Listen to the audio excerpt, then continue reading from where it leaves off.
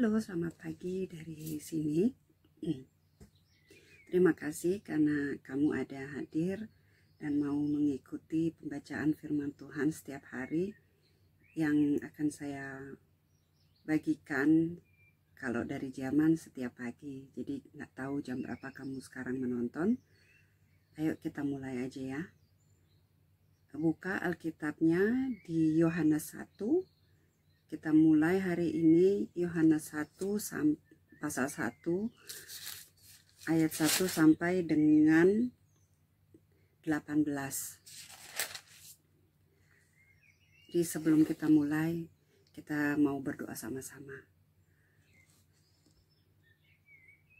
Bapa Surgawi, terima kasih untuk hari ini, untuk kebaikan-Mu. Terima kasih Engkau memberikan kami waktu untuk bersama-sama membaca firman-Mu. Engkau sungguh baik Tuhan.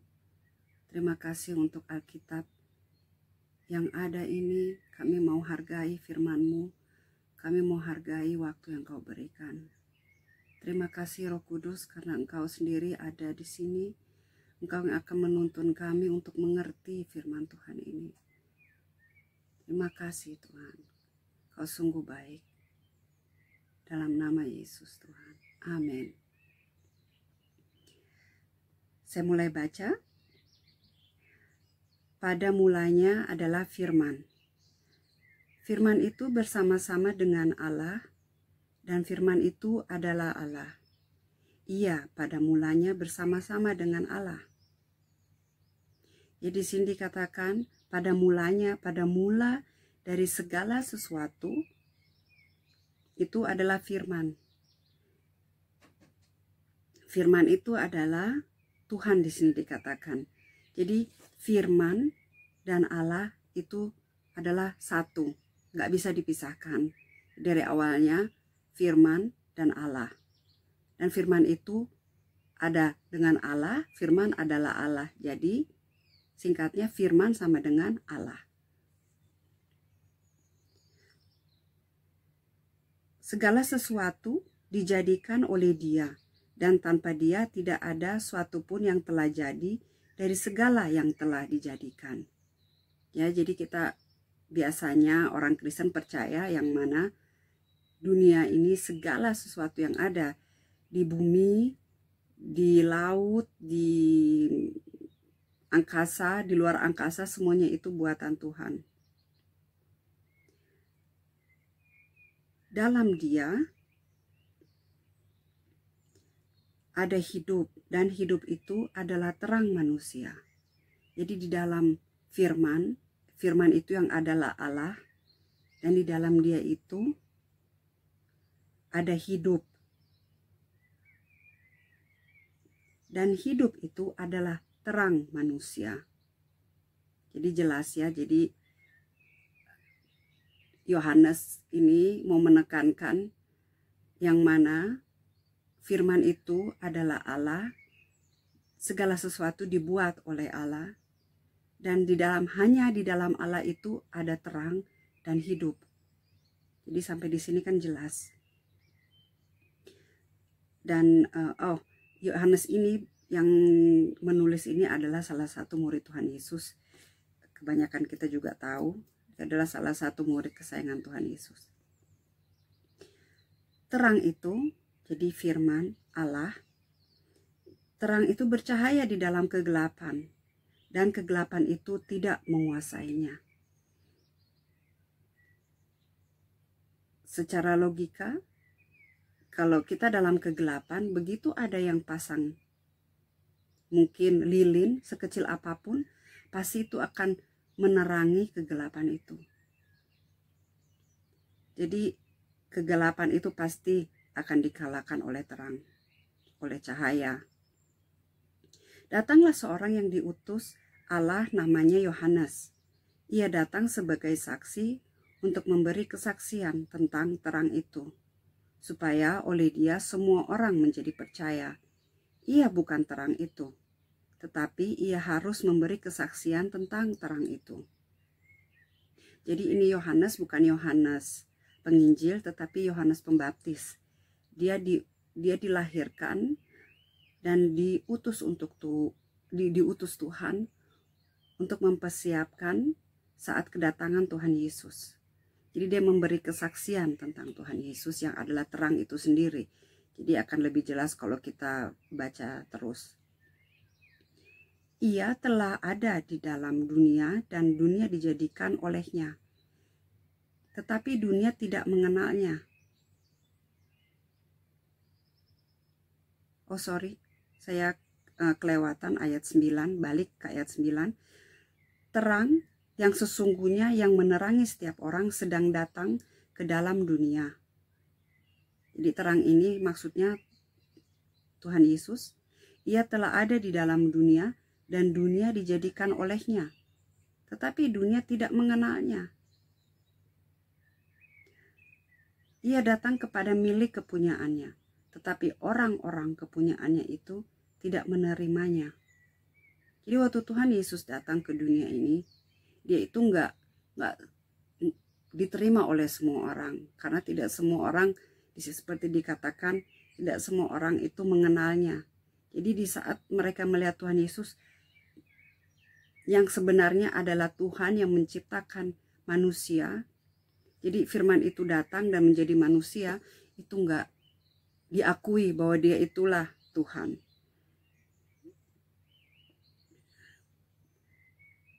Ayat 12, tetapi semua orang yang menerimanya diberinya kuasa supaya menjadi anak-anak Allah, yaitu mereka yang percaya dalam namanya. Di ayat 12 ini luar biasa sekali. Itu dikatakan banyak orang waktu saat Tuhan Yesus datang itu yang menolak dia. Tetapi semua orang yang menerimanya diberinya kuasa supaya menjadi anak-anak Allah, yaitu mereka yang percaya dalam namanya. Jadi kalau kita mau menerima Tuhan Yesus sebagai Tuhan, sebagai firman yang hidup itu di dalam kehidupan kita, maka Tuhan berikan kita hak untuk menjadi anak-anaknya. Jadi kalau kita percaya apa yang dikatakan Tuhan Yesus, bahwa dia itu Allah, dia itu Tuhan dan Juru Selamat, dia itu adalah anak Allah, kita diberi hak untuk jadi anak-anak Tuhan. Wow, itu sesuatu yang menurut saya hal yang ya itu kayaknya kita mesti ambil waktu untuk merenungkan betapa dalamnya arti kita diberikan kuasa, diberikan hak jadi anak-anak Tuhan. Jadi di situ dikatakan dari mana sebenarnya kita berasal. Meskipun secara manusia kita tahu kita ini berasal dari orang tua kita yang melahirkan kita.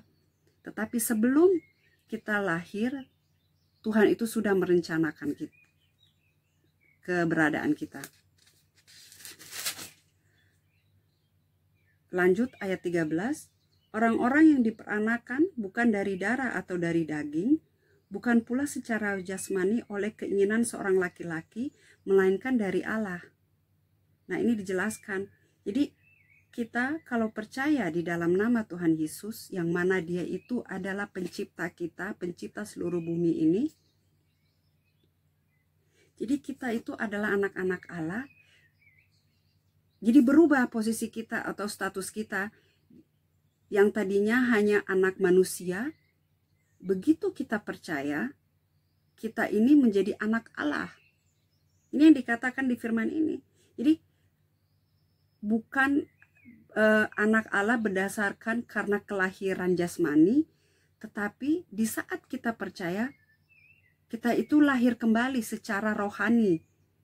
Karena kan kita nggak mungkin dilahirkan kembali secara jasmani, ya. Jadi, tetapi secara rohani kita dilahirkan kembali dan kita ini menjadi anak-anak Allah. Itu perlu direnungkan. Tuh kayaknya bisa kalian renungkan hari ini. Kita sama-sama renungkan kembali. Wow, di saat kita percaya, kita menjadi anak-anak Allah. Saat kita percaya Tuhan Yesus adalah Tuhan kita, yang menciptakan kita, yang menciptakan seluruh dunia ini, dari mana kita sebenarnya berasal, disitulah kita lahir baru. Ayat 14, firman itu telah menjadi manusia. Ya, jadi firman yang berasal, tadi ayat 1 kan kita baca firman itu adalah Allah. Jadi firman itu, firman Tuhan berubah menjadi manusia, menjadi daging, kulit dan daging, dan menjadi seperti kayak kita ini, manusia, dan diam di antara kita. Dan kita telah melihat kemuliaannya. Nah, ini karena Yohanes pernah bersama-sama dengan Yesus, jadi dia mengatakan kemuliaannya, dia pernah melihat kemuliaan Tuhan Yesus sendiri dan pernah berada di antara kita, yaitu kemuliaan yang diberikan kepadanya sebagai anak tunggal Bapa, penuh kasih karunia dan kebenaran. Jadi Tuhan Yesus itu penuh kasih karunia dan kebenaran. Ini perlu direnungkan. Apakah itu kasih karunia dan apakah itu kebenaran? Karena banyak orang yang mengatakan, oh ada kebenaran yang tentang hal ini, ada kebenaran pendapatnya ini, itu yang kebenaran. Tetapi sebenarnya hanya ada satu kebenaran yang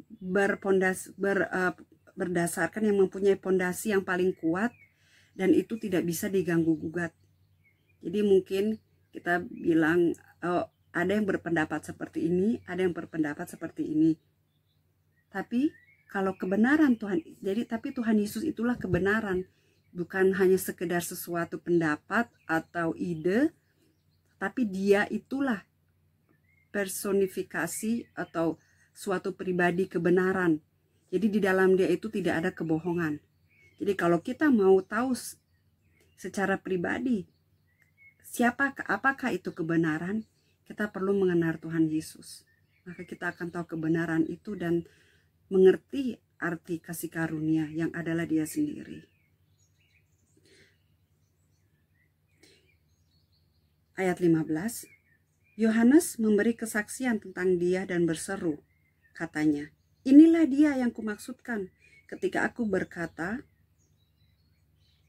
kemudian daripadaku akan datang Dia yang telah mendahului aku, sebab Dia telah ada sebelum aku. Ini kata Yohanes Pembaptis kepada orang-orang banyak saat itu.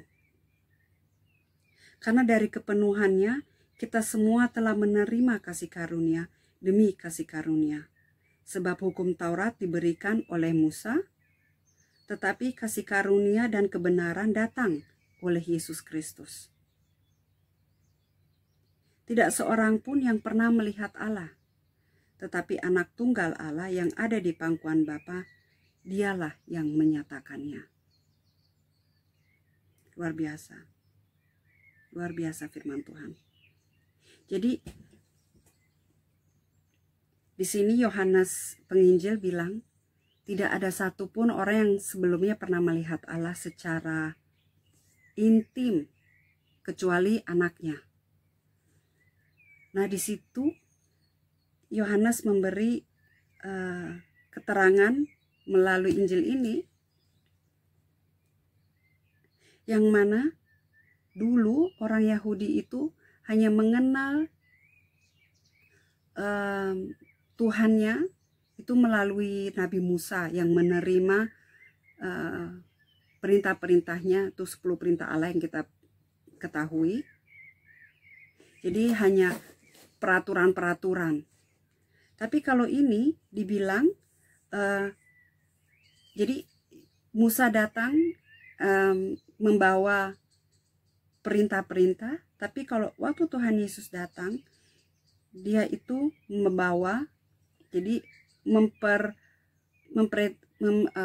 memperlihatkan dirinya itu sebagai kasih karunia dan kebenaran. Nah, ini yang mau saya bagikan hari ini, mau saya renungkan hari ini juga. Bersama-sama kita renungkan apa artinya Tuhan Yesus itu datang. Dan Dia itu adalah kasih karunia dan kebenaran. Kita minta Tuhan hari ini untuk Roh Kudus untuk berbicara di hati kita apa yang dimaksudkan Yohanes kasih karunia dan kebenaran. Yuk sama-sama kita doa. Bapa, terima kasih untuk firman-Mu pagi hari ini. Engkau sungguh baik Tuhan. Biar apa yang telah kami baca tidak kami lupakan, tapi Kau tanamkan di hati kami seperti benih yang akan suatu saat bertumbuh dan memberikan buah yang lebat, yang bisa merubah kehidupan kami, sehingga kami menjadi berkat lebih lagi untuk orang-orang di sekitar kami.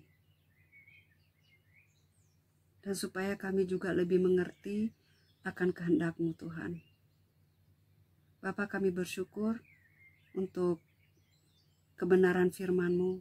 Biar firman-Mu itu terus memberikan penjelasan siapa Engkau sebenarnya dan siapa kami ini Tuhan sebagai anak-anak-Mu, supaya kami tidak lupa. Biar kami terus mengingat sepanjang hari ini identitas kami, bahwa kami ini adalah anak-anak-Mu, bukan karena keinginan orang tua kami Tuhan, tapi karena kehendak-Mu itu. Karena kami percaya bahwa Engkaulah Tuhan satu-satunya yang telah menciptakan seluruh yang ada di dunia ini, yang ada di langit, yang ada di bumi. Dan terima kasih Tuhan, Engkau telah membukakan kepada kami dan akan membukakan kepada kami apa arti kasih karunia dan kebenaran. Dalam nama Yesus Tuhan. Amin. Oke semua, terima kasih untuk waktunya. Saya kemarin bilang paling lama 10 menit, tapi ternyata sudah lebih. Berikutnya saya akan usahakan untuk diperpendek lagi waktunya. Tapi kalau kalian bilang, nggak apa-apa,